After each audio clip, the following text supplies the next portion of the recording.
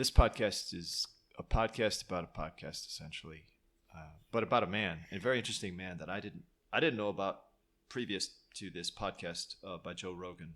It was a conversation with Naval Ravikant, who's among many things is an entrepreneur of tech startup companies, but more interesting, at least for what I'm going to speak about with Andreas, who was very interested in this podcast, who's here with me, is a lot of the Eastern kind of and religious, some quasi-religious thought that this guy kind of has,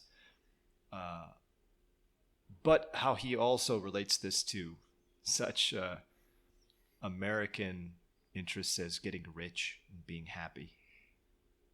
And he does this all, I think what's most interesting is he does this all from a very rationalistic perspective, a very scientific perspective. So he's trying to deal with some very difficult philosophical ideas and religious ideas, essentially, but from a science-based, data-based, programmer, tech, San Francisco, whatever it is, entrepreneur, Silicon Valley kind of perspective. Would you agree with kind of that, Andreas? Yes, very much. But I don't agree with that. I how did you say? I did not know the podcast. So you recommended it to me. I listened to it, and I liked it. You know, I'm not a person that listens to podcasts. Actually, I'm just doing these podcasts with you because I just like talking to you, and it happens that you like recording our conversations. But yes, I definitely enjoyed I think it was the Joe Rogan podcast 1309 with Naval Ravikant. And Ravikant. Yes, yeah. And I enjoyed listening to him very much. He is a very smart guy. Also, because you recommended to me a couple of times Joe Rogan podcast, but it was the first time that I did not stop because he used a very elegant language, and many times on this podcast, I have to turn it off because there's a lot of swearing. But this time, all the 2 hours and 30 minutes, it was really, really great to listen to him. Well, sometimes Joe Rogan is a UFC MMA. I know. I totally understand. And so, well, sometimes he has to use purple language to communicate with the different guests. But in this case, he was communicating with a guy who I don't think Naval has said a curse word since he was a teenager. Yeah. Oh, maybe he does, but maybe he's professional enough not to do it while being recorded. Anyway, I think. The two of us, we talked about a few or maybe even many things that came up in this podcast, and I could see myself very often in the things Naval said. Of course, he's a much more intelligent person, and he can articulate himself much better. But I think I pretty much agreed with everything he said on this podcast. In terms of happiness, I know. I think you disagreed with when he was talking about happiness, because he related happiness a couple of times to getting rich or being rich. But I think what he meant, and I think he says it at the end of the podcast, being rich means that you're free from money problems, and money problems normally make people unhappy. So the chance that you are happy is much better if you have some a little bit of money, so you're on the safe side. I agree. I agreed with that for a portion of my life. I thought, kind of like Naval did. Naval talks a little bit about being free to be able to pursue things like happiness or peace or meditation. And he's kind of put forward the idea that if you can satisfy all your money problems so you don't have to be worried about money, that will allow you the space in which to be able to then calmly go about these bigger ideas. Yeah, which is true, I think. But I used to think that was true. I was a trader, and one of the reasons why I was a trader was because I was trying to make a lot of money so that I could then do whatever I wanted with my life. Yeah. And I thought I needed to make a lot of money. But then again, the way you made money was toxic. He's probably not talking about the way or how to achieve this goal of being rich. He's just talking. Being rich gives you the freedom not to be worried about certain things, so you can focus on the things that you like to do. Getting there maybe is a big sacrifice sometimes. I don't know, maybe it's not even necessary, and maybe you can get rich by doing something that you like. There's actually one thing I don't agree with him, and I think you don't agree with him either, when he said everybody can become rich and everybody is a creative person. I think something similar he said. And everyone is unique and everyone can be happy. Yeah, I don't think that actually. Right, I don't think that either. I think that's part of the air in this message that he's giving, which is that everyone can be prosperous and healthy and happy. And I don't first of all, I don't believe history that we can look at gives that as something that could happen. I think the tech people often have this utopianism. They think that there's this great possibility coming for humanity to be unleashed in this new perfect way. And he doesn't get into it as much of this utopianism as perhaps other tech guys do. The Googles and the Twitters of the world think that they're making the world a better place and that humans are going to be nicer to each other as a result of their technologies. But in fact, humans are going to do what they've always done to each other. They're just going to use these new technologies to do it. And I don't believe, as Naval does, that there's this great future where everyone will be rich because they've pursued their special, unique interest. I think it's very possible that a lot of people have no unique interests at all, and people are completely uninteresting and ununique. Just because people look different and talk different and see the world, everyone sees it differently, doesn't mean they're capable of something creatively different. Creation and discipline and all these things are so hard to come by. They're such, it's not something you learn to do. Yeah, but maybe the creations that or your creations, maybe they are much more sophisticated than other people's creations. Maybe some people think or are already creative at a state where you would not think that you're creative already, or maybe for some people just very simple gardening is already something that many people don't consider a creative task or an art or whatever. People are different. But he's saying you can get rich. Yeah, and he's talking about money. Yeah, and this is not true. But being a creative person, somehow everybody maybe can be. But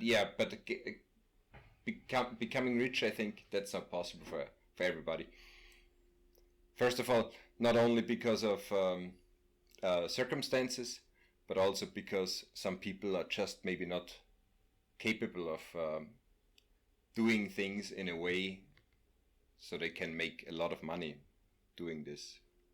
I don't know. One of the interesting things about people who have become rich telling other people that they can be rich and everyone can be rich is a bias. You get this bias in your life when you have been able to do something that you think other people can also be able to do it. I had this for a long time. I thought it's one of the best examples I can give is being on a pool table and playing pool with partners. So it's you and your partner versus a guy and his partner. And I used to play a lot in bars in New York, and I got to be quite a good pool player. But oftentimes I'd have a partner who wasn't as good as me, and maybe this was a very competitive game of pool. And my partner would go and approach the cue ball to go and take a shot. And to me, it clearly wasn't the best shot on the table. And so I'd say to my partner, hey, there's a better shot here. This is the better shot to take. It's the easier shot. And 100% of the time, my partner would miss the shot.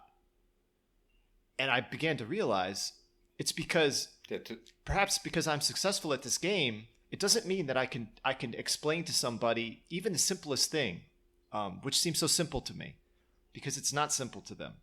And so I stopped telling my partner to take shots. If they came to me and asked me what shot should I take, I'd say, I don't know. What do you see?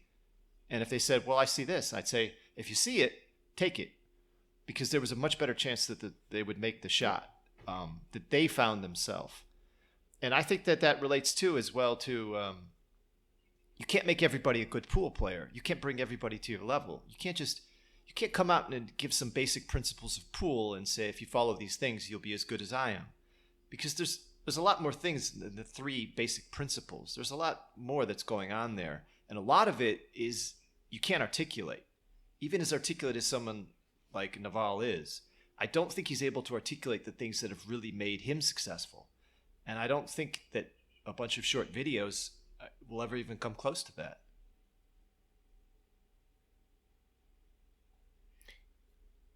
I don't know. I think he has a very clear idea why he is there where he is. I don't know. But you know what I'm saying? Like when you get good at something, oftentimes you forget, you think that other people can also do the same thing. And I think that's a mistake.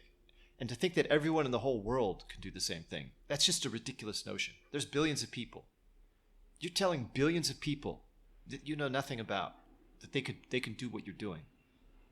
This is one of the great problems that I find in philosophy, that I find in religion that tries to spread its message worldwide. Anything that goes worldwide, that thinks that they have a prescription for all of humanity everywhere.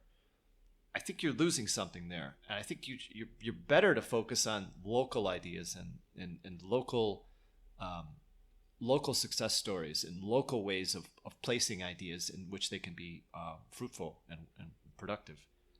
It's just too many people. And people are too different, maybe. But everybody maybe can be successful in his or her way. I don't know. But I agreed with him on everything except for that everybody can become a rich person. I guess he meant rich means having a lot of money. But you know what?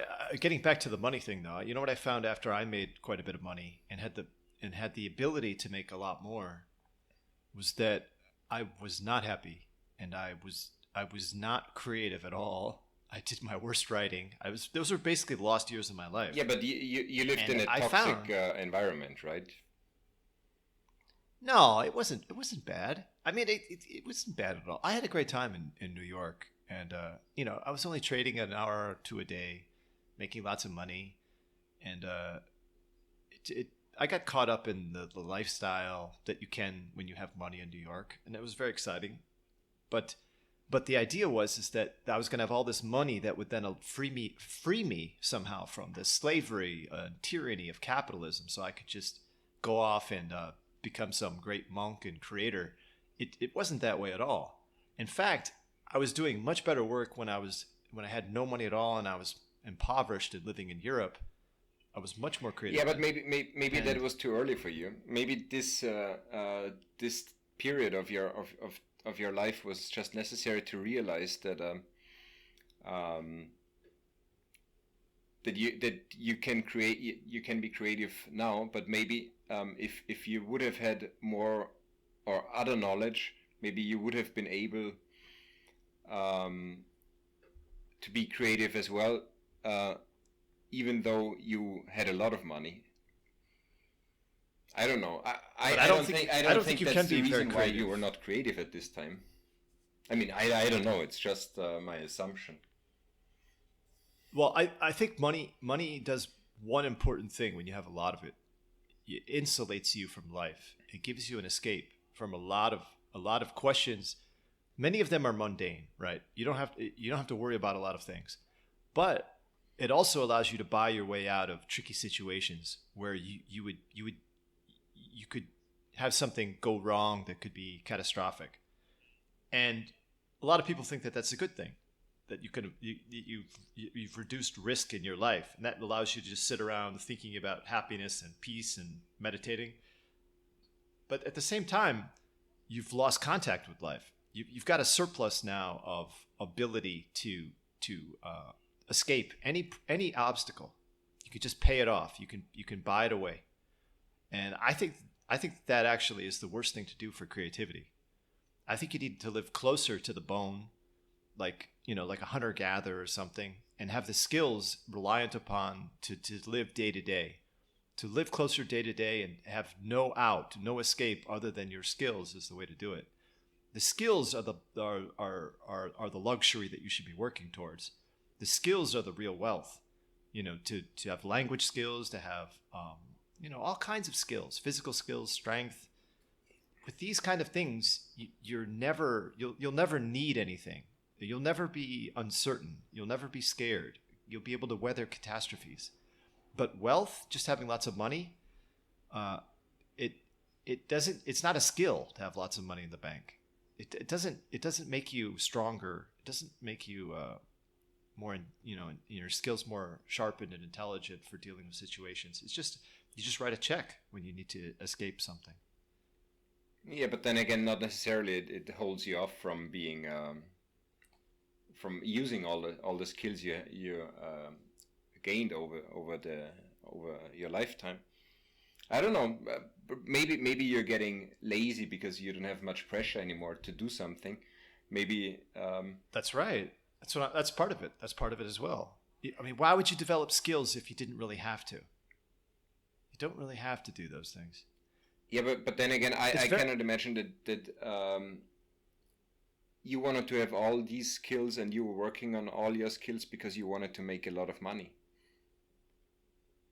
Because as a young man, you already had a very clear understanding how you want to live your life. I mean, maybe every once in a while, everybody is doing something that he or she was not supposed to do. But I think, especially you as a young person, you had a very clear mind what you want to do. And I think your goal was not to make a lot of money. So the skills you were working on, it was just for the sake of having skills. Right, but my point though is that I already, prior to making money, I was already working on skills which were more important than making money. I stopped working on those skills to try and make lots of money because I thought that would be more important, and I don't think it ended up being more important. Money, especially in the Western world, is actually not very hard to get. It's not really a big deal, and you don't need to be a tech entrepreneur to get enough money to be able to give you time to work on creative projects. This is also, you really don't need that much. This is also not true, I think, because for me it's very hard to make a lot of money. I mean, I don't follow the career path very much anymore for 11 years. I never did really. I'm not an educated person, as you know, but anyway, I think for a lot of people it is not very easy to make a lot of money. Well, you have to look at it. I mean, for you it's maybe easy because you're a very intelligent person. I mean, with your I'm a truck driver. Yeah, I know, but still, you gain some, or you got some education, which is maybe not very helpful anymore, but at least in theory, you know how to make money. You worked in some fields where you could go back and make a lot of money again, which I hope you won't. I mean, not making a lot of money, but going back. I can't go back. No, I can't go back. What I did has been automated and replaced. Just like trucking will probably be automated and replaced. But the way to make money is not just simply getting money, having it coming in. It's also stopping it from going out. Yes. That's real wealth. I think, and you understand that. You're someone who lives very frugally. Yeah. So you don't require making a lot of money to support your lifestyle and the things you want to do. This is that's the key. Yeah, that's a big problem nowadays. People are just spending too much money for things they don't need. And on top of that, they're going into debt, which Naval talks about being a slave, having a job that's enslaving. I don't think a job is enslaving. I think debt is enslaving because you have to work to pay your debt.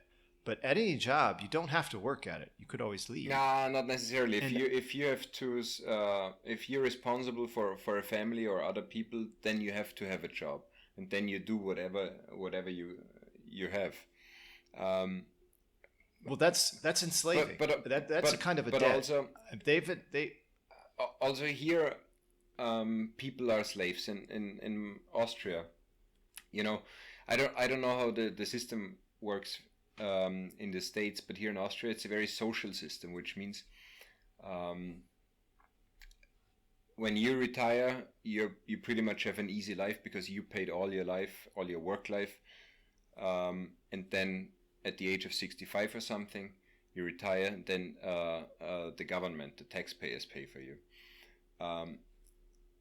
and you grew up I think you grew up and all these thoughts or these ideas of being secure, it's just part of the mentality of people here, and this is also, in my opinion, being a slave.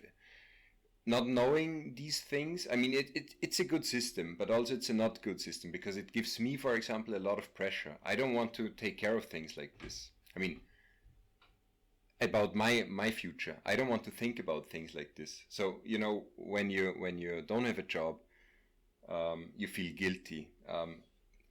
First of all, you feel guilty. Okay, other taxpayers pay for me right now, and you feel guilty. Okay, right now I'm not paying for my future when I retire.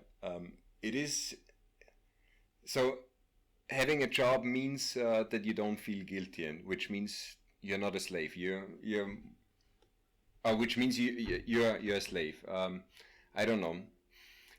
Having a job can be similar to slavery because you're forced to do it, even though you're paid. But you're saying that you're feeling forced out of guilt, as much as anything. A slave enslaved by guilt, a feeling of guilt or something. Yeah, kind of. I mean, you don't have the choice not to have a job, or many people think they don't have the choice not to have a job or change the job or whatever, because for them security is more important than the risk of getting something new. Even there is a little risk of not having something for a couple of months. So people. But I think also though Naval was making the point that it's doing a job you don't like. That's the slavery aspect of it.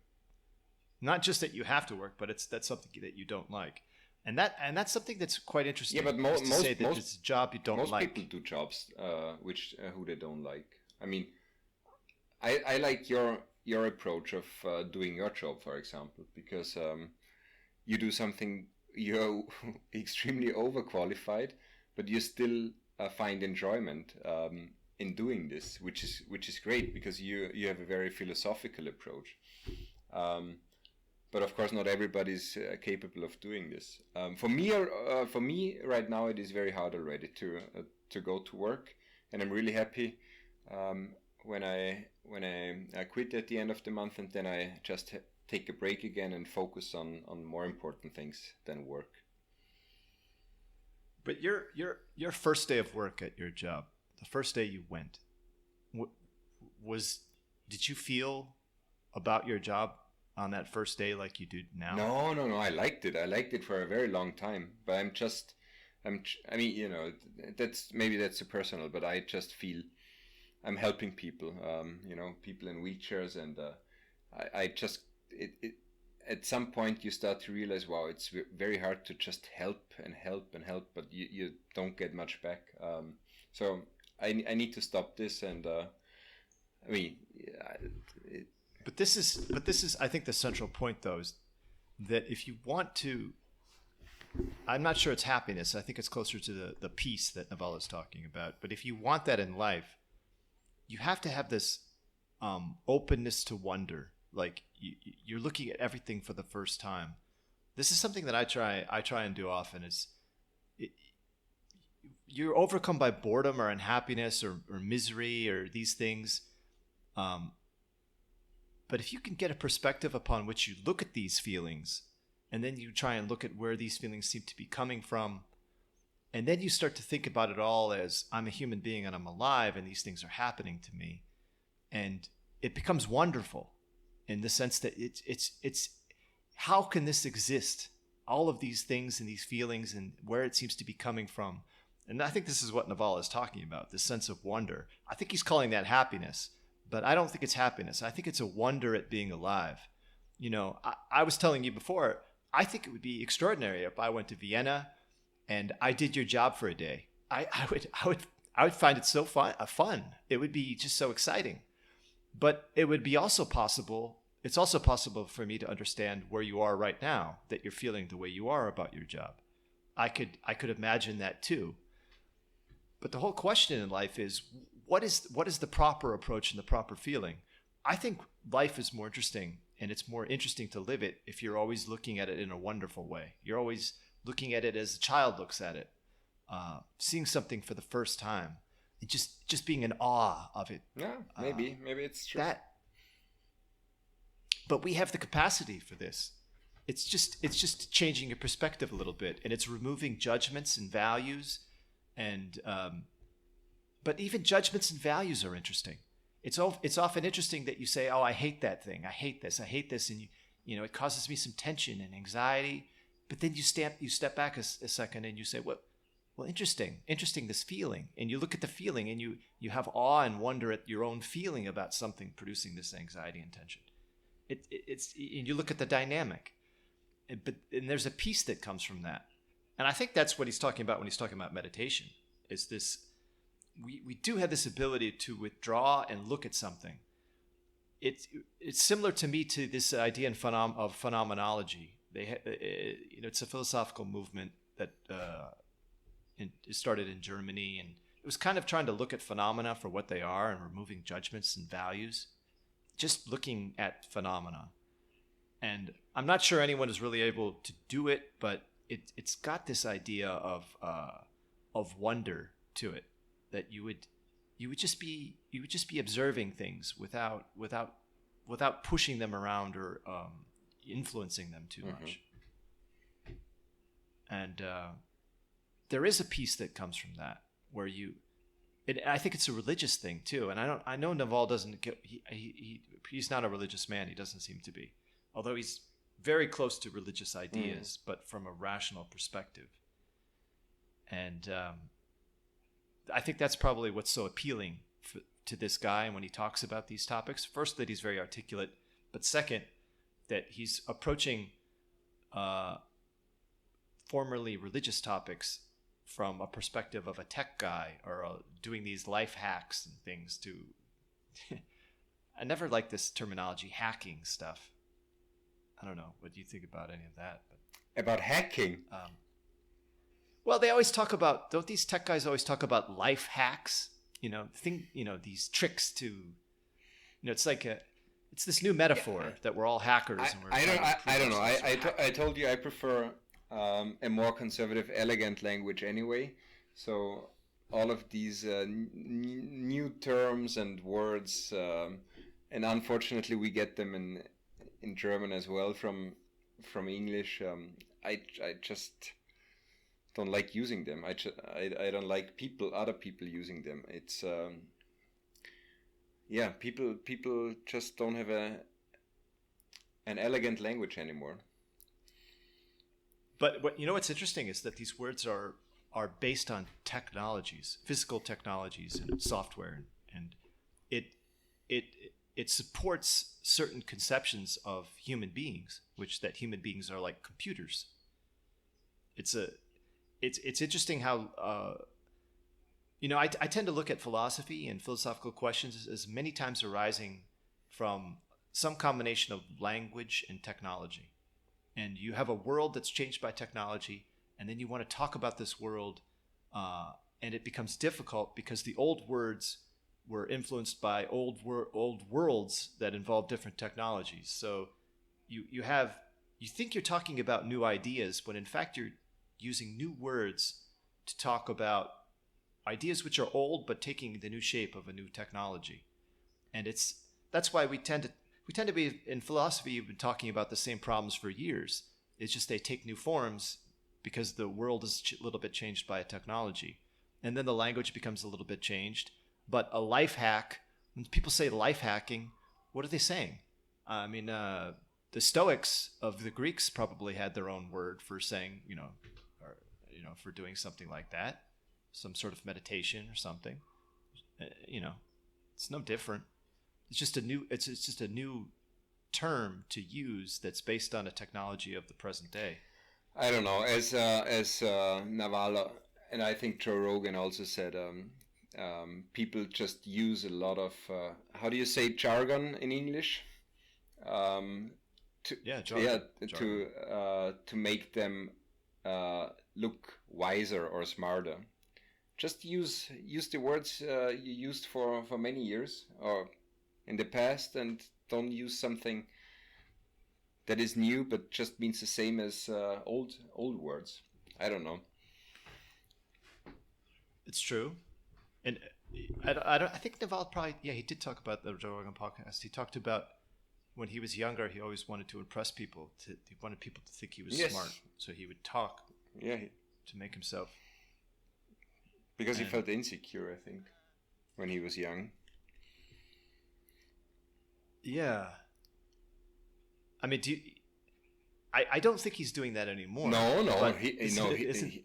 I'm not a native speaker as you hear, but his English was very well understandable. The words he used, he did not try to sound wise. He sounded wise because he is wise. But my question is, why is he expressing these ideas? Is it because he wants to help people? He's a saint. I don't know. Philanthropist of some sort. I don't know. Why do you enjoy doing podcasts? Why do you? I ask myself that question. Because I think that there's a real danger with the podcast of broadcasting to 1 billion people, and I think that that's a huge mistake. But I think he actually explained it why he does it, because he has the luxury to be able to focus on art, and doing podcasts using your creative mind is art for him, and so he just loves spending time doing art. I think this is why he does all this, and but he's doing something different. Publishes he's on Twitter or whatever. But he's giving people. He's trying to tell 1 billion people the way to do something. That's very different than what the podcast that we're doing. I've done. I have not gone out and tried to advise 1 billion people about how they should live in the world. I've only talked about things that I've discovered about my life. But he did not do that either, I think. He just talked about his own experiences and what he thinks. He never told anybody you have to do it this and this and this way, I think.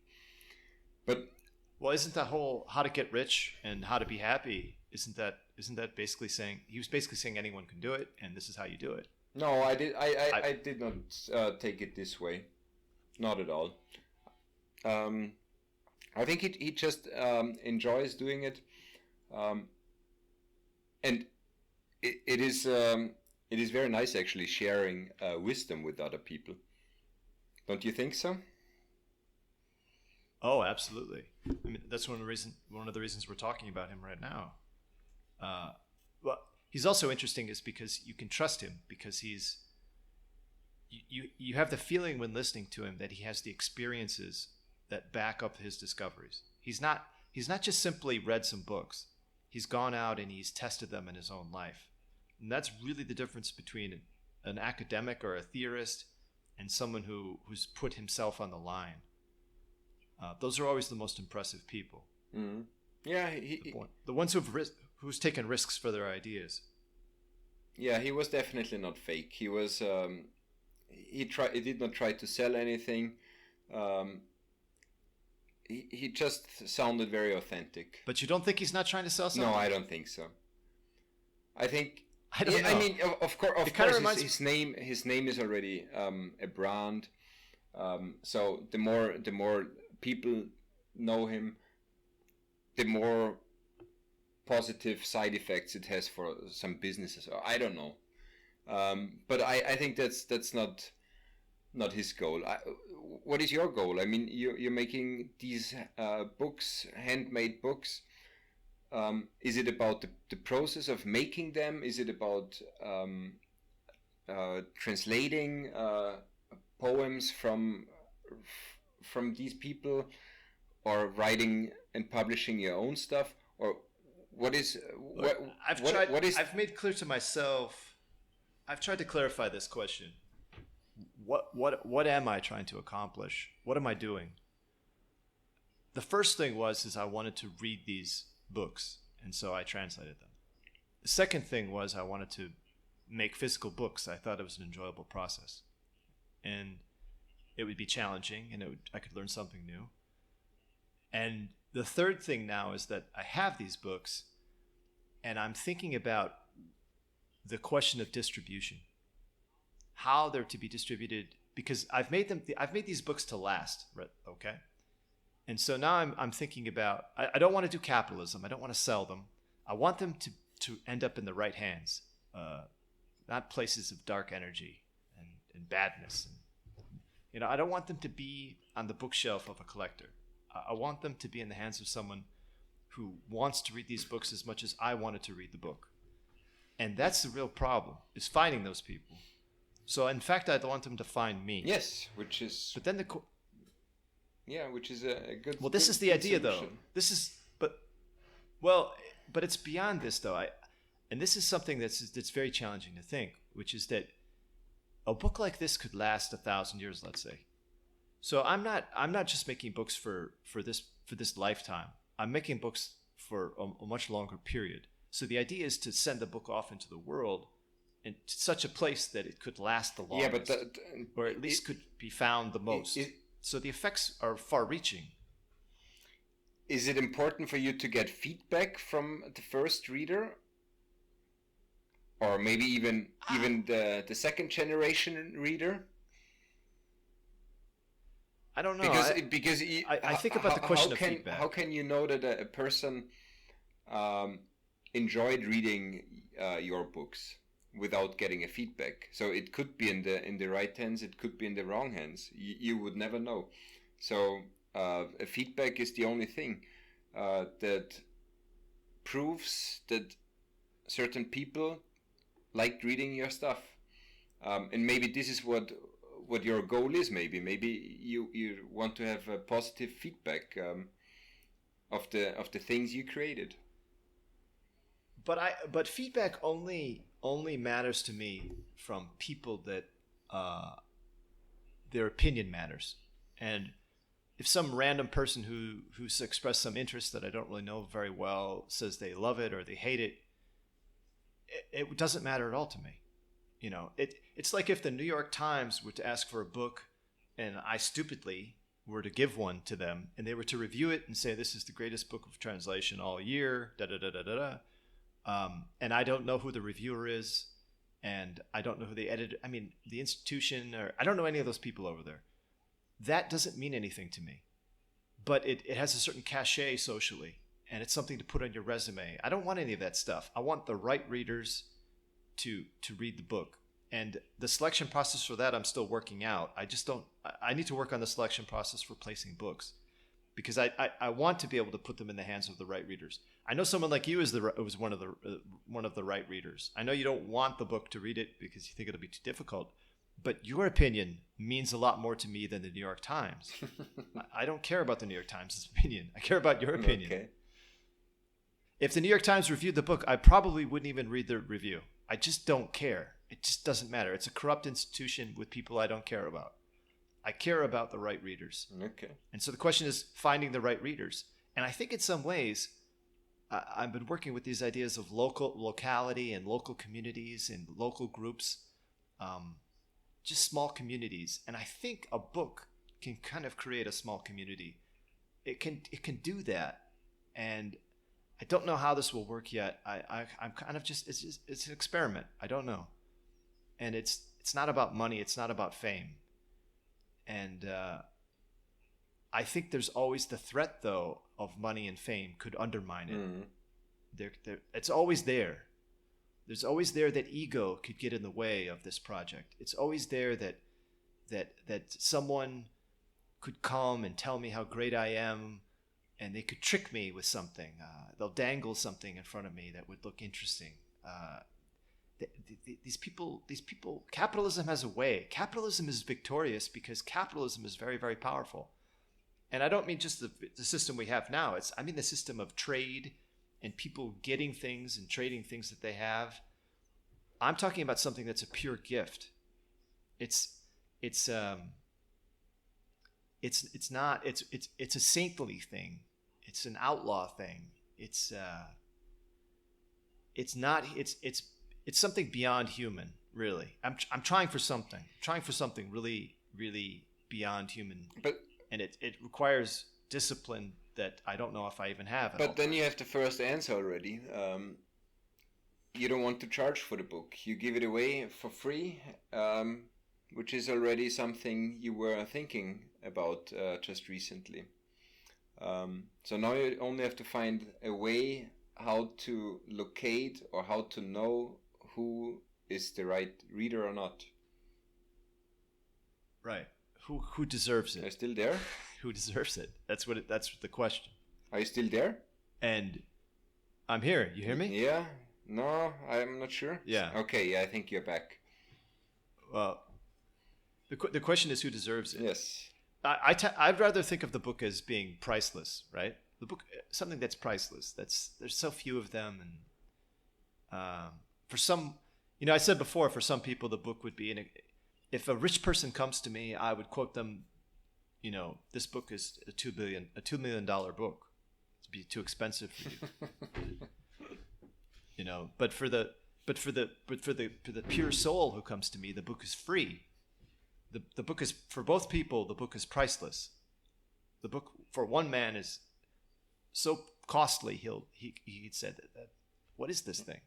For the other, the book costs nothing at all. There's no price. There's no price. It's but then with podcasts like this, if enough people listen, they're going to start trying to get the book for free. These tricksters are going to be coming, and so if this becomes popular at all, it's going to open up the doors to all sorts of terrible people that are going to try to get it. Yeah. So I'm perhaps I would just not be exposing myself. I would not be too worried that this is getting too popular.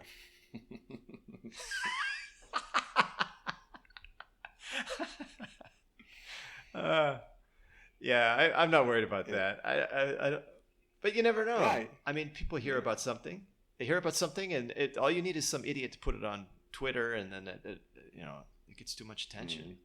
There are not many books, and it's so painful and expensive for me to make them.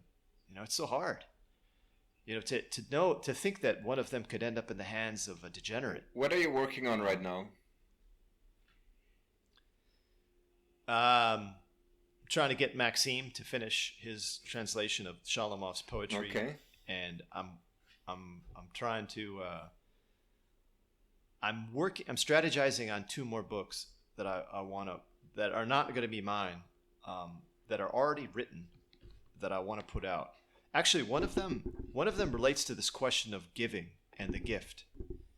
And there's this guy, and I think I mentioned him to you before. This guy in Philadelphia, he became this landlord, and he owned all this property, and he made all this money off people. He was a very brutal landlord. He took advantage of everyone. He made all this money, and something happened to him, and he decided to give everything away. And it scared his family. It really bothered everyone he knew, and it got to the point where he'd given away all his money. He'd given away everything, and he gave away a kidney because he realized he had 2 kidneys and he didn't need 2. Mm-hmm. He gave a kidney to a stranger, and his family was just horrified. They thought he'd gone crazy. Anyway, he's still alive. There was a profile written about him in the New Yorker many years ago, and he's always been in my mind. I've been always thinking about this guy. I wanted to talk to this guy. Okay. I wanted to I wanted to discover this, whatever it was that he had come to understand this. And it turns out he's also written poetry. And so I want to contact him, and I want to publish his poetry. I'd like to do a podcast with him. I'd like to sit down with him and talk about this question of giving. He's done a kind of giving that's been financial and been of his body, and he's tried to give everything that he has in that sense. But I'm perhaps thinking about with these books is a different kind of giving, a creative giving from creativity, and what that would mean. And because it's not clear to me, like I'm saying to you right now, it's not clear to me what I want to do. And I think talking to this guy could give me some sort of clarity. Okay, yeah, sounds good. You have a way to contact this person? Apparently, he taught some classes at one time at a university in Philadelphia, and so I found this information, and I was gonna contact the university and see if I could get in touch with him through the university. Didn't you study in Philadelphia? I did. Ah, okay. I did. Not at this university. Not at the university that he was at. I was at a different one. Okay. But this guy is. It's very strange that this guy. I remember reading this. You would probably be very interested in this profile article about him. It was written in, I think, 2003 or 4. You would find it fascinating. What this guy did. Yeah, but I'm not a generous person. Actually, as I told you, I'm literally tired of helping people right now, because I maybe I gave too much. So I'm not the best person that would admire a very generous person. Well, I don't mean in the sense. I'm not sure you have to be generous to admire the man. I think you would admire his seriousness and. I mean, he sounds already like a person that is different, which I like already. But yeah, I think that's a good idea. Maybe you should work on getting in touch with him and doing a podcast with him. I think, yeah, then you could get many more listeners. I have to do it before he decides to give away like an organ that he needs and ends his life. Because he got to the point where he was talking about, why should I live if someone more important than me is going to die? Why shouldn't I give them things so that they can live? Yeah, but what does that mean? Being a more important person. That's something, I don't know. I realized, I don't know if we talked about, yeah, we did probably. On the podcast. I mean, when I was floating on the surface of the ocean for 8 hours in Asia, I realized that nobody's important. I'm not important. Nobody's important. I was basically ready to go. I don't think there is more important people than other ones. You're just as important. Or you're just an important person to people that you're close to, but at the end of the day, in a couple of years, everybody's forgotten anyway. I agree with that, but what about the flip side of that idea, which is, would you give a kidney to save, like, let's say, a terrible murderer, a child molester, a torturer of animals, the worst kind of criminal you can, vile person you could imagine. They need a kidney. Would you give your kidney to that person? No. But which does not mean that he's a less important person than me. But he's just a person that does not deserve help. Yeah. The interesting thing is, I was just thinking about this. It's just a shocking experiment to do, right? Like, let's say, well, actually, I probably shouldn't even talk about it. It's quite silly. It's quite silly. But to help a person like that, to help the vilest person in a way, in fact, to support a vile person, probably continue to be vile as an experiment. It seems like something terrible to do. Essentially, to invest in terrible degeneracy and stuff like that. But that's the flip side to to to say, to saying important people or no one's important. So people could be worth ignoring. I don't know. It works both ways, doesn't it? Yeah. But anyway, there was one last thing with happiness. What is happiness? Have you known but it? did this person from Philadelphia, did he become a happy person, giving everything he had? I don't know. There's one thing about giving, which is strange, which is that if you give something, then people know that you've given it to them, and so the giver feels like they've been recognized. And so, is it still a gift if you're receiving recognition in return? And that's why people give anonymously. Okay. Yeah, the anonymous gift. The anonymous gift is a pure. It is a gift. Pure gift. When you don't want to receive something, if you receive something anyway, appreciation, whatever, it's still a gift. If you don't want any, if you just want to help, then it's a pure gift. If you provide something for free because you think maybe in return I get something, then it's definitely not a gift, even though maybe it's just appreciation or whatever. I've been able to find out, like, I thought I was giving these pure gifts. One of the things I've been doing at the truck driving is when I'm loading trailers with the forklift, I'll see people have put things into trailers. Most people there are kind of lazy, and they don't do the job the way it should be done. They don't take the straps and strap something to the walls of the trailer so it won't fall down while the truck is in motion. And so I'll fix the trailers. And if things fall over, the people who put it on the trailer they get in trouble for things falling over because it was done wrong. So I go in there and I fix it, and so those people don't end up getting in trouble. Mm-hmm. And I was thinking to myself, well, I'm giving this gift. I'm giving this gift and no one even knows about it. That's why it's such a great gift. And I've been doing it all the time. Okay. All these gifts. I feel so wealthy giving these things away. Okay.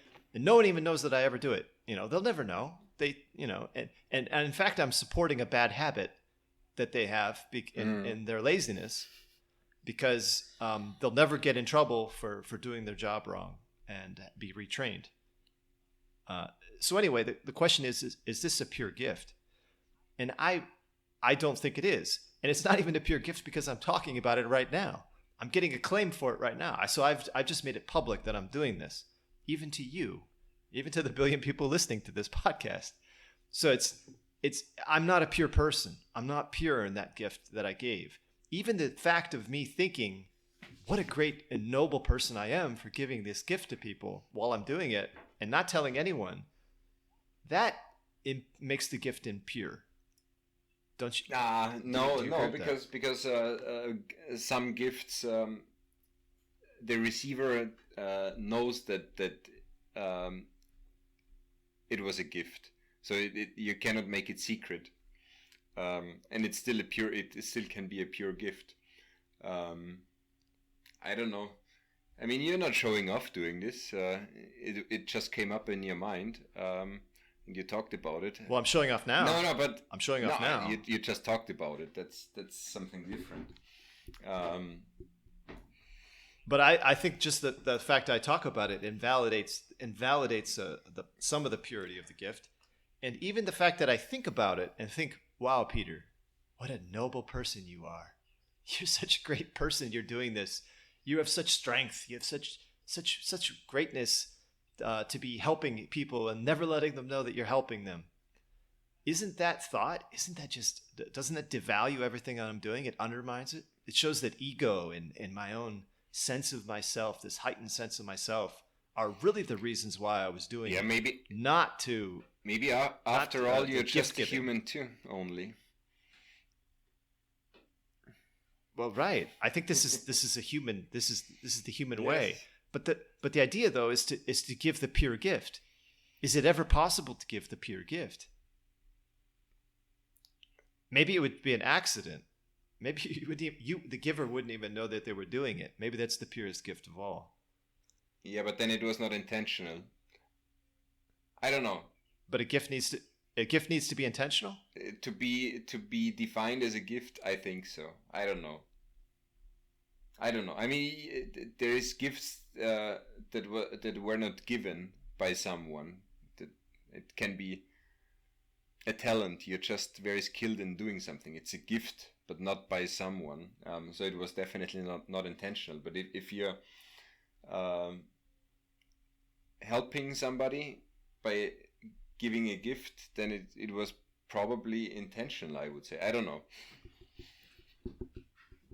Well, I'd like to think of these books that I make as being but you know what is very span interesting, time. because talking about things I've never thought about, like this conversation right now, a pure gift, reminds me of the podcast we listened to, when he said that he's teaching and educating himself by explaining thoughts and building up logical sentences to explain what he wanted to say. So while he's explaining, he's teaching himself, and I find that very interesting, and it's actually very true.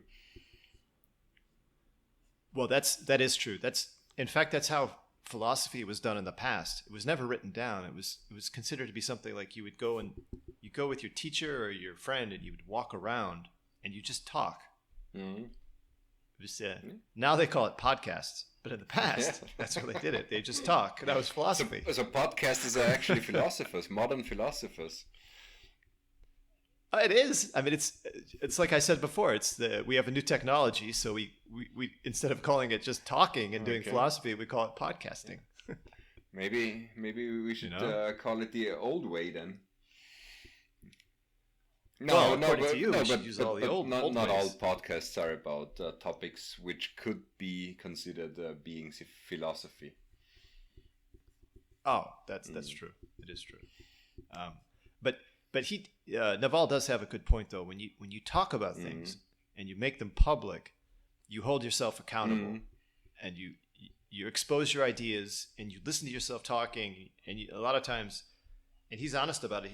He realizes, well, that idea wasn't very well formulated. I didn't know how poor of an idea it was until I expressed it because that makes it so difficult for me to participate in these podcasts, because I mean, I'm not prepared at all to talk about things like this, because here I don't have any person I can talk about things like this. You know, that is also why I enjoy talking to you very much, because finally there's a person you can have a proper conversation you're supposed to have with everybody, but everybody's just doing Instagram and whatever.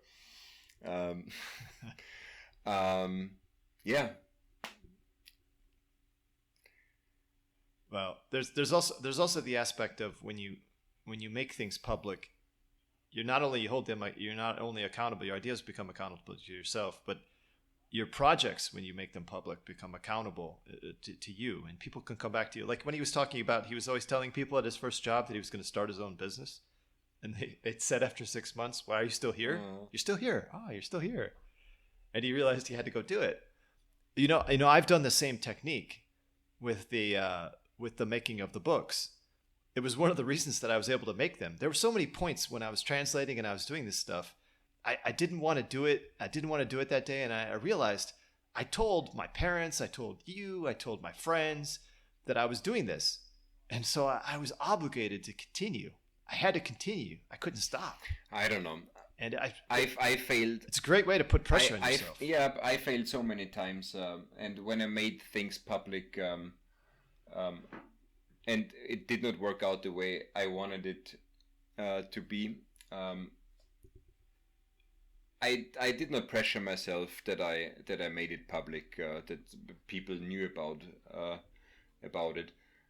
It's just very hard to fail sometimes. But for me, it would not be a lot of pressure if I put on Facebook, in 2 weeks I will stop smoking cigarettes. And if I don't smoke if I still smoke cigarettes in 2 weeks or in 3 weeks, in 4 weeks, it would not bother me too much. I don't care what other people think, if I made it or not. Well, then if you don't care too much, you probably wouldn't have said it on Facebook anyway, right? Yeah, I mean, yeah. Well, I talk to people, when you have a cigarette. Yeah, Facebook maybe was not a good example, but yeah, for me, it doesn't really matter if people think, oh, this guy failed. He did not start. But it's not failure. It's like if somebody says they're going to do something and they don't even start it. Yeah, but I don't know. The pressure for me that would not increase, I think, if I tell people what my plans are. Yeah, but at the same time, you're someone who always do what you say you're going to do. I don't think of you as someone who says something and then doesn't actually. No, do yeah, it. that's true. I mean, yeah, You stop smoking cigarettes. hold yourself. is something. I'm still trying. But I don't think you would ever say that. Yeah, but I don't think you'd ever say Of that course. because you enjoy smoking I cigarettes. said it many times. I hate it. Oh, what do you want to stop smoking cigarettes or not? Yes, but also no, because I also love it. Oh, there you go. then you're not going to stop. Doesn't matter how many people you tell. Yeah. Anyway, was there anything else you wanted to say about this? About the whatever we're talking about. About the podcast in general, or the podcast we listen to. Oh no, I think it's 1 hour already. I don't know. You think we are about to finish? Well, I mean, I'm wondering if there's something else you wanted to say about Naval and. No, I like him in general. The few listeners you have, I definitely can recommend listening to this guy. He's very smart. Well, there was that great quote that he gave from Confucius. It's beautiful. Really wonderful quote. Did you know it before? But no, I'd never heard that before. But it's a quote, I guess, that's inspiring, and but I think that's the way I've always felt about my life. I mean, I totally understand the quote. Maybe you can say the quote because I don't remember exactly. I think it was. Well, let me try.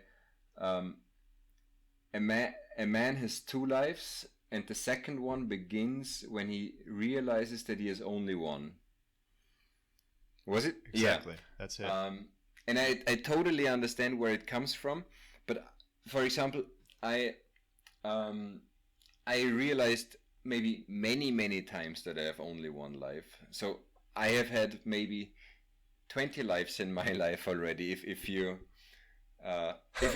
think this way, because you keep having the realization every time you realize. And I'm still trying to figure out how to live this only one life in the best way, and I just don't find a solution. You know what I mean? But I totally understand the quote. It's beautiful, and it makes sense, but it also does not make sense for me, at least, because I was aware of this many years already, and yeah. I thought about it. This one life I have actually only. I thought about it in a slightly different way. Because I've always realized that there's only one life, and I always just wanted to do exactly what I wanted to do because I felt like this was the only chance. And I didn't realize though until later, you only have one life because you're gonna die. You're gonna be dead. And I didn't. When I was young, I didn't think I was gonna die. I just thought I only have one life. I got to do all these things. Now I think of it as the one life I have is going to end in my death. And so I have this idea of nothing. I feel it much more now. I didn't when I was young. I didn't, I did a lot of things that were very risky physically, and I didn't have it. I had no capacity to understand that it could have ended my life or even hurt me very badly. Okay. There were things I wanted to do because I knew this was the only chance I was going to have, and I wanted to do it. So now it's a different motivation. I think about death every day. I think it's a very, very good thing to think about.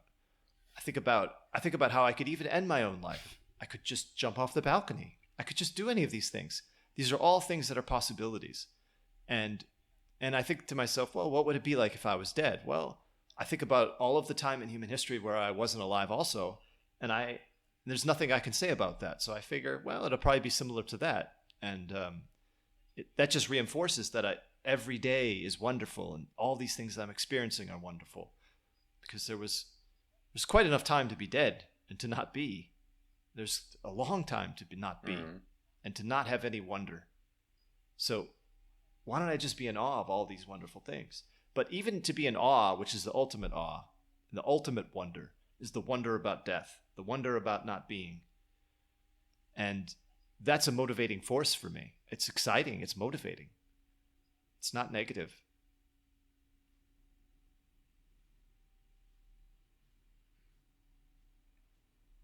Yeah. You alive? Yeah. Dead. I mean, it's hard stuff you say there. Yeah. Well, but it's stuff. The interesting thing about it, and when you talk about things like this, there's like the Confucius quote, like a lot of the things Naval says, they're very simple ideas and basic ideas, but they're things that people don't think about. And it seems crazy that people don't think about these things. And you wonder why they don't. You wonder why. Is it fear? Are these scary ideas? I mean, I don't know. Maybe people used to think about more about things like this. I don't know. Do people? It's for me. It's so hard to tell. Do people nowadays still think, or are they focused on consuming? I don't know, Netflix and Instagram and all. For me, it's very. I don't have access to people nowadays. That's really hard. I mean, to only a few, but most other people out there, there's nobody reading books anymore in the metro. No. Well, like you, I'm really not exposed to people. I'm around some truck drivers and working class people, but I don't really have conversations. I certainly don't talk to them about these ideas. They don't know anything about me. I'm only able to talk to, in fact, people that are not living around me. I have such little contact now with anyone. Okay. That's why it's wonderful to have a podcast and talk to you. I actually I read a very interesting article recently, which also reminded me of the Naval podcast, because he said he was talking about being a specialist, which is very normal nowadays in work life, makes people unhappy, and working in smaller companies where you have to do more different tasks than working in a big company and being specialized in only one certain thing,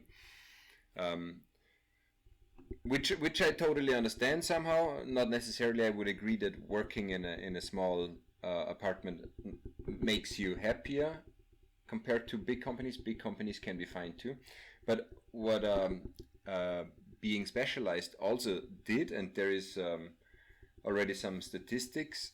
They started, I think, doing research on this matter in the 80s, and the IQ decreases because people are more specialized than they had to be in the past. So I think you were born 76 or 77, right? 75. Or 75. Yeah, this was actually the peak of the IQ, 76, I think. And after 76, the IQ, or since 76, the IQ is going down, which they also relate to very specialized jobs. Huh. That's interesting. Because I don't really know too much about the IQ test. Is it more of a measure of generalized knowledge? Is that basically what it is then? Yeah. You know, these how are these tests called? Yeah, just IQ tests. Like, you can find them even on. It's critical thinking.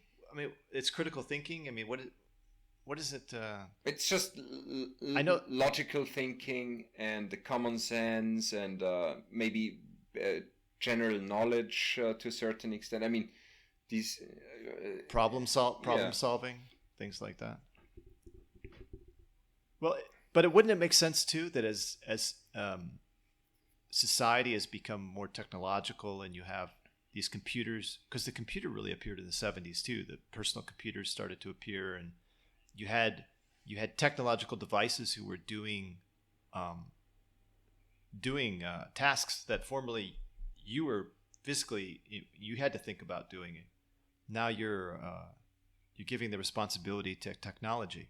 Yeah. Yeah. This little cell phone can do so much that we don't have to worry about reading a map anymore or orienting ourselves with the sun, north and south and east and west. We don't have to worry about it doing any of this stuff anymore. We've disconnected ourselves. So much knowledge we used to have but don't use anymore. So it's lost. The younger the people get, it's like, I don't know.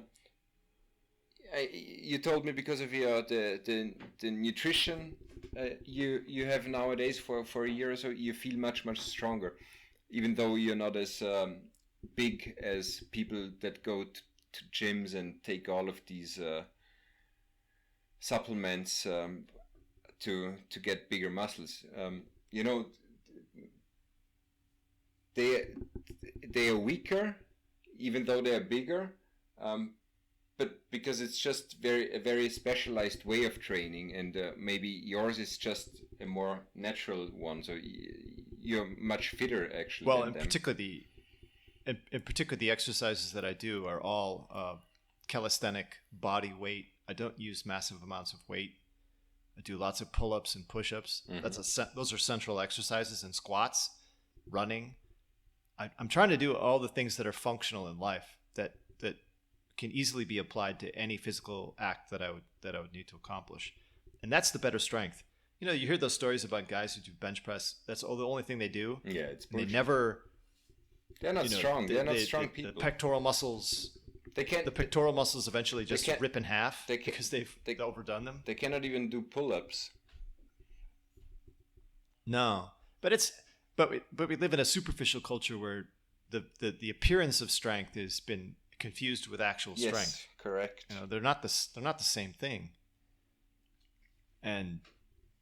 Or even intelligence is, you say the wealthiest guy is the smartest guy or something. I mean, it doesn't always. These things are not always related to each other. The measure of a man is different perhaps now than what it used to be. It's very elusive now. It can be faked. There's so many ways to fake it, from all these people on Instagram presenting lives they don't really have. There's a lot of trickery and fakery and photoshopping going on, and metaphorically photoshopping so many things about your life. And I suppose that's a feature of the virtual world, is that you can remake yourself any way you want to, with a fraction of the work required of the past to actually do it in real life. But real things. That's what I'm interested in, are real things. I think you are too. Yeah, me too. And to be honest, coming back to happiness, I don't think that I became a happier person. I mean, there's different kinds of happiness. I became a much more reflected and wiser person than 15 years ago, of course. Not only by getting older, but also by having a lot of very different experiences in my life.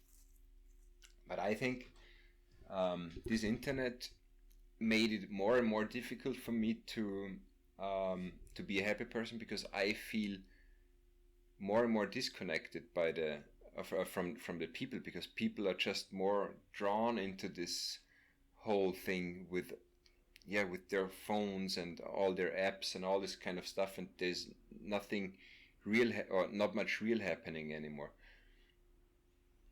It's just all fake. Nothing is. Yeah, it's very. I think it makes it harder for me year by year, and to realize, okay, we're going the completely wrong direction, and I'm not participating in going the wrong direction. Well, it's hard to imagine. A lot of times people ask the question, "Would you like to be alive in 100 years?" I mean, you ask that question, I would think, oh God, I mean, if all this stuff continues like it is right now, in 100 years, it's going to be a disaster. I would never want. I don't even know if I want to be alive. If you were to say you could skip ahead tomorrow and live 20 years from now, I would say I don't think I want to. I think I'm just going to stay right here today. I don't want to change. I don't want to go ahead. I'm not curious about 20 years from now. Oh, I'm curious. Actually, just recently I was talking with somebody that I would like to make notes how I see the world in 31 years in 2050, and then to go back to these notes when I'm 70 and see how accurate my imagination was. I think that would be very interesting. It would be interesting to do. It reminds me of when I was in 8th grade. I had this great English teacher. She was wonderful, but she had everyone in 8th grade in the class write a letter to themselves 5 years ahead. So they were going to graduate high school. Mm-hmm. And I forgot about this letter. But this teacher then mailed the letter when I was graduating high school. I hadn't seen this teacher in almost 5 years. And I received this letter, and I'm looking at it's addressed to me, the envelope and everything. And it's it looks like I've written it, but it's strange because it's not the way I write when I was a senior in high school. Mm-hmm. And I open it up, and it says, "Dear Peter," and it's written like I suddenly realized I've written this, but I wrote this a long time ago. You still have it? Yes, I have it somewhere. I don't know. I've forgotten now what it says. It's crazy that I've forgotten about it. But it was a letter from my 8th grade self written to my senior and high school self. Yeah, maybe you should read. Maybe you should read it again. Yeah, I'd like to read it again. Sounds good. But this is similar to what you're talking about. Imagine if you sat down today and I guess it's sort of like keeping a diary, but it's different in the sense that you're talking to yourself in the future. Perhaps if you wanted to remind yourself of something that you know today, you say, "I hope you remember these things about life that you know right now." Think about getting that letter, and perhaps maybe you've forgotten these things, and you're reminding yourself from the past. Maybe that's another reason why Naval is doing this, because maybe he wants to go back to his notes he makes on Twitter and look back and know what he was thinking 15 years ago. Because of course also wisdom can be forgotten. Well, I mean, I read a lot of stuff down too. I could go back and look at it, but there's something very different from getting a letter from yourself in the mail from the past.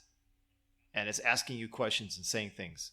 I think I talked about maybe what I was doing in 8th grade. I talked about my life. Maybe I'd forgotten about that. Next podcast we talk about this. Maybe you should try to find it, and then maybe it's interesting enough. Well, I think I don't know I don't know if the letter's that interesting. It may or may not be, but the idea of that happening is a very interesting one because you're spanning time with yourself, and it's real what you're getting. It's not reminiscing about something, because in our own minds we can span time. This is spanning time in a way that you've just done somehow. You've walked into the past. You've walked into your past, and you've walked into your future. It's just it's quite odd. It's like those when they bury those time capsules. The artist Andy Warhol, the pop artist, he made a lot of these time capsules to be opened at various points. I think one was opened like 10 years ago. I don't know. But there's more. He's got more of these time capsules where they, he and his people, and they put a bunch of things in this capsule and they buried it, and there's a date coming which someone's going to open it up, see what's in there. But that's a little more general than a very specific thing. It's not you talking to yourself. But because you said you don't want to become old, or you could imagine you would not be, or it would be okay for you if you die in 20 years. But have you? I mean, of course, I'm sure you thought about this. But what do you think about having children nowadays? Because for me, one reason is why I don't want to have children. Because if the future, I don't know. I'm quite pessimistic, to be honest. So I don't want to provide this life to my children, because the future for me, it's not a good one, I think. The interesting thing about your pessimism is, though, that your children would not share it. That would just be the world that they know. I'm sure when you were born, your parents might have been thinking, the world just isn't as good as it was when we were growing up. I think every generation I don't think so. Way. I think No? my parents thought that the world is much better than when they were young.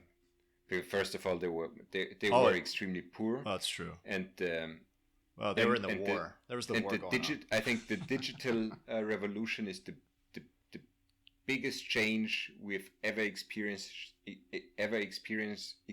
in such a short period of time. So, yeah, but I think a lot of these young people are so excited about the new technologies coming that they think it's getting better. But it's only you and I that think it's getting worse. Yeah, but don't you think that the use of a phone all the time, being bombarded with information and news, and you have to fake yourself to promote yourself, and you have to be a person that you don't want, that you are actually not. Don't you think that's making people sick? I think so. Even though they grow up with this, I cannot imagine that these people. I think so. These young people, that they are healthy people. I cannot imagine, to be honest. But you know what? There was the revolution of agriculture and then big cities started. And people never lived in big cities together, and they all got sick because they were living around rats and fecal matter, and there were terrible diseases, and everyone was dying, but they still continued to do it. And then eventually they developed immunity to these diseases. And I think something similar could happen with these technologies and the illnesses caused by these technologies. Yeah, but this technological change was too fast, I think. I mean, just... You know, I was born in the early 80s. You were born in the 70s. We grew up without like this modern technology. Of course, we had televisions and all this kind of stuff, satellite TV even. But I think, especially for our generation, this change is very difficult. But then again, I agree. And the older generation, they did not care about computers and internet so much, maybe. So they just use it every once in a while. We are already very digital people, even though we don't like it that much, or we see the negative sides of it. And then there's the young generation. They maybe don't see the negative sides of it very much, or not. Most of them probably not. But I think it cannot be healthy for them either. I don't know. No, I don't think it's healthy for them, probably. And I don't think I do evolution believe can adapt to this immediate change so fast that they well, if you look at the one of the studies done about agriculture and city life, but then all the diseases that were caused by people living close to domesticated animals, and then not knowing about bacteria and living close to each other and being unhealthy in close quarters, the mortality rates were extremely high with human beings right then, even though they had more food than they'd ever had before, and they were probably having more babies than ever before. So it took a while before the population really took off in agricultural societies, but it probably took off because over maybe I don't even know how many generations. I forget there was a book saying about approximately how many generations it took for enough human beings to die out that weren't immune to diseases, for the ones then to become immune to them, to those genes surviving, and then those children could live. and so the population suddenly boomed, but it took a while because you had high mortality. I think there's a certain maybe thing going on, but it's more psychological with these devices, and that eventually, after some period, the human will evolve to them. It'll be comfortable. It won't be suicidal. I mean, people aren't killing themselves. You get a few school shootings and a few suicides, but there's not like an epidemic of people dying from it. They're still functioning and doing stuff. They might not be happy. They might need psychiatric medication to feel okay, but they're living. Yeah. Yeah. They're still posting beautiful pictures on Instagram. They look like they're having a great time. Yeah. Okay. Maybe I'm just completely wrong and I don't understand this. Yeah. Maybe I should look more on Instagram and see the happiness, the true happiness. Of the people. That's happiness. Naval needs just to look on Instagram. Just find a good, like, one of these, beautiful girls on Instagram, and she's going here, and she's going there. And wow, life is such great. It's always champagne. Man, it's just a good way to live. Mm-hmm. But no, I mean, I think the bigger difference though is that there's all this drug use that's going on. I don't know how that's going to affect people going forwards. Starting kids out with these pills, and everyone's taking some sort of drugs. This stuff is probably at least as dangerous as the technologies that people are using. I mean, and then imagine you have the drugs, and then you've got the technologies. It's just it's a mess. Who knows what's going on with people? Okay, so what do you think? 1 hour, 27 minutes? Yeah. So how... Well, I was going to mention one more thing. Yes. This is another thing I was thinking about in relation to Naval and all of that. There was a guy who was very influential with one philosophical idea. There was a movie about him. Maybe you saw it. It's a great film. Great acting by this actor. It's an Australian film. It's called Chopper. Did you ever see that? Of course. You're talking about Chopper Reed. Yeah. Chopper Reed said one thing. Best actor in the world. You think so? The way he played Chopper Reed was He's just a very fantastic. good actor.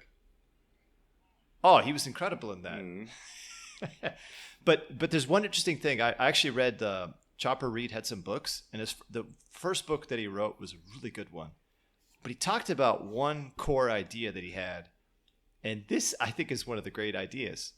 And this can be a foundation for happiness. This can be a foundation for a great life. He decided when he was in prison that he was going to love everything that everyone else hated. Okay. So anything that everyone said they didn't want to do, he said, I'm going to do it because I love it. I love it. Okay, that's very mean. And it's a brilliant idea. It gives you such power. It gives you the power to take a razor blade and chop your ears off. That's what he did. I mean, he could do that because he legitimately was loving doing that. The most horrific acts he could love to do. And it's a philosophical thing. He's like, this is like Naval times 10. This is like where you can go into physical pain. Naval talks about physical pain, but I think he hasn't really known too much physical pain in his life. I don't think Naval could cut his ears off with a razor blade. Chopper Reed, though, did. No, he didn't. And he did not do it by himself. Somebody cut his. Well, he did. Yeah, he did. He had somebody else do it. But he told the guy to do it, and he did it. Mm. Oh. He had it done, and it wasn't like he just did. He didn't just do one ear. Both. The guy did one ear, and he said, "You got to do the other one." But think about this idea: is that the idea of choosing the hardest thing, choosing the thing no one wants to do, and I try and do it all the time. Like, when I'm in simple stuff, like I learned up in Alaska, people respect you if you choose the hard thing all the time. You always choose the hard thing, and it would almost be like everyone was just having a good time doing the hard stuff up in Alaska. when the work got the worst, when you were the most exhausted, that's when the people up there, like their personalities would come out and you start joking around and you have a good time. Mm-hmm. When you were really, really miserable, it was time for fun. And Chopper Read reinforces that, you know, and it's funny though, down here in Texas, they don't work the same way. You know, like I told you, people are lazy. I work though to try and break records, and it gets me no glory. I don't even care. I'm doing it as a personal challenge, and also to reinforce to myself that I need to love the thing that's hardest, to love the thing that's most painful, because it gives me power. It's incredible power. It's stunning. It's stunning when you can do that. And that working as hard as, and that to me is the foundation for happiness. Necessary is also a gift to the company you're working for. So you're a very generous person to a company too. There you go. It's the gift. I am. I'm giving them a great gift. Of course, they know where it's coming from, but you know, I mean, if they ever asked me about it, I would say I'm not working for the company. I'm working for me. I'm challenging myself. I'm having fun here for me. I'm not. You think I'm doing this for you? I mean, I could go somewhere else and do this too. You know, I don't. You know, this is just all. This is a game to me. This is a game of challenge. Become stronger and a harder man. And but anyway, it's I think that Chopper Read idea though is a very interesting one. Yeah.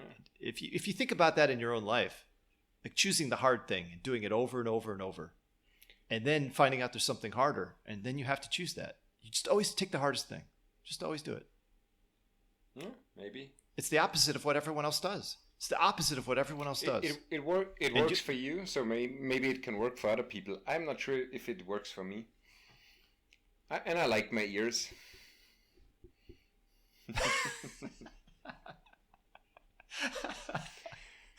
Well, I mean, you could chop them off and you could still hear. You'd be fine. It's just aesthetic, you know, aesthetic reasons why you have those nice ears. Yeah, I'm more worried about the pain. Yeah, but did you and I ever talk about that movie? No, I don't know. I don't think so. I'm not surprised though that you like it so much, because it's I mean, we never talked about the movie, but I think you were the one recommending it to me.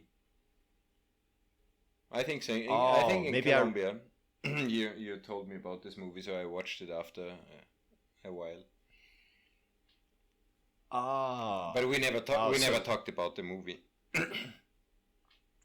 Oh, so you saw it probably after I mentioned it to you. Yeah, but I saw it a couple of times already. It's a very good movie. A very good performance of Eric Bana. Oh, he's brilliant in that. I used to have it on my computer when I was riding my bike around in my tent, and I would watch it. Okay.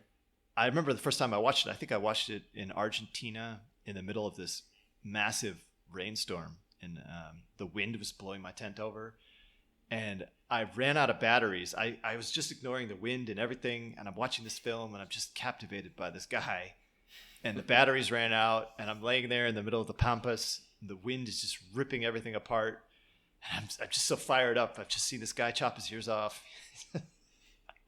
Who is this guy? I mean, it's just incredible. There's great. Do you know that there's a YouTube video of him like playing Russian roulette? He takes a loaded pistol and he puts it up to his head on a television camera. He pulls the trigger right in front of this reporter. The guy's like, "Wait, don't do it, don't do it!" Oh my god! Yeah. He's like, "Oh, mate, I say I'm fine, mate." Oh, what a man! What a man! But you know, it kind of talking about organ donation again. He needed a new liver. And he refused to get a liver transplant because he said, "I'm a bad person." Okay. And he died. He's dead. Did he? He could have had it. Yeah, he refused a liver transplant. He could have been saved, I guess. But he said, "I've done such terrible things, I deserve to die." He died. Makes sense. Guess it was a gift. He gave the liver to someone more worthy, more important. No, not important. I know. I'm saying that just for you. But anyway, you want to... Yes, let's finish for tonight. I mean, here it's tonight. I think for you it's the afternoon. Yeah. Well, it's tonight for me. I should have been sleeping this whole time. Okay. It's the middle of the night. I should have been asleep. I got to get up in a few hours. Okay.